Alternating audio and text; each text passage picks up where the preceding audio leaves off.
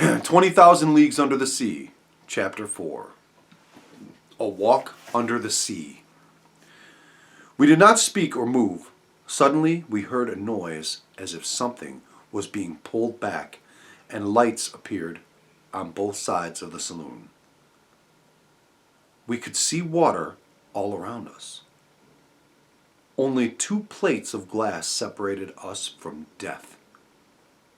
I gasped. We leaned against the windows, filled with amazement. How strange, Ned muttered, and for a moment he forgot his anger and his need to escape. For 2 hours we watched the sea creatures around us. They leapt and splashed, each one faster and more graceful than the last. I had never seen them before in their natural setting. Then suddenly the panels closed again, and all that beauty vanished. We did not see Captain Nemo for a week. Then, on the 8th day, this note appeared on my cabin. Professor Aronnax, The Nautilus, 16th November, 1867. Captain Nemo invites you and your friends to visit the forest of the island of Crespo tomorrow morning. Captain Nemo. So we must be near land, I said. Good, Ned cried. I can hunt fresh meat at last. But Ned was disappointed when we went to meet Captain Nemo. My island is under the sea, he explained to us. Then I shall not come with you, Ned replied. The captain must be mad, I thought. Divers have to stay close to their ships so that air can be pumped into their helmets. Captain Nemo noticed the look of surprise on my face. I have found a way to carry air on our backs, he explained. It will last for 10 hours, and I have special suits and helmets to protect us. Now it is time to put them on.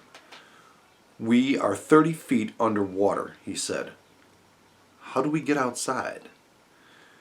When we are ready, Captain Nemo led us into a small room. A door closed behind us, and I felt the water rising over me. As soon as the room was full, a second door opened, and minutes later, our feet were touching the bottom of the ocean. Words are not enough to describe our walk that day. The light that filtered down to us was amazing, strong, and it was reflected in the flowers, rocks, and shells. It was a beautiful sight and a feast of color.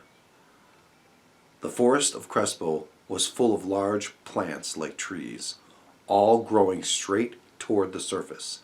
They did not have any roots, but took their food from the water.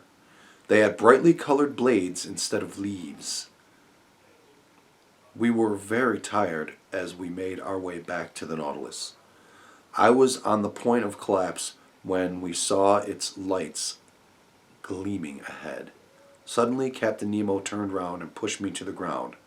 I raised my head to look, and my blood froze in my veins.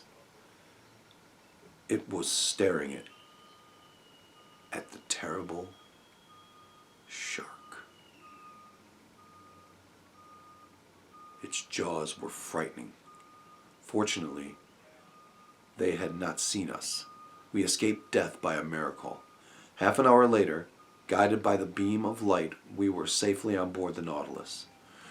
During the days and weeks that followed, I hardly saw Captain Nemo, but one of the crew marked the ship's course on the charts so that I always knew where we were. The glass panels of the room were kept open, and we never tired of seeing the beauty of the underwater world. By the beginning of January 1st, calculated that we had traveled 11,340 miles, or 5,250 leagues.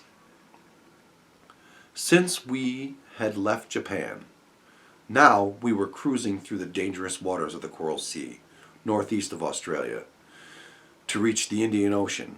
We had to travel through one of the most dangerous stretches of water in the world, the Torres Strait. We entered the narrow passage where the water foamed and seethed around us, but we seemed to slip through it as if by magic, until we came to a part known as the Evil Channel. There, the Nautilus struck a coral reef off the coast of an island. She was so well built that she suffered no damage. If we cannot refloat you, you may have to live on the land again, I said to Captain Nemo. The tides in the Pacific are not very strong. Captain Nemo gave me a curious look. In 5 days' time, there will be a full moon, he said. I expect the water to rise high enough to float us again. We shall leave at exactly 2:35. Ned Land became impatient. He wanted to go outside and take a look at the island. To our surprise, Captain Nemo agreed. He knew that it was better to be a prisoner on board his ship than to be at the mercy of the wild animals and people who lived there. We set sail in the dinghy, armed with rifles. It was exciting to set foot on land again after 2 months at sea.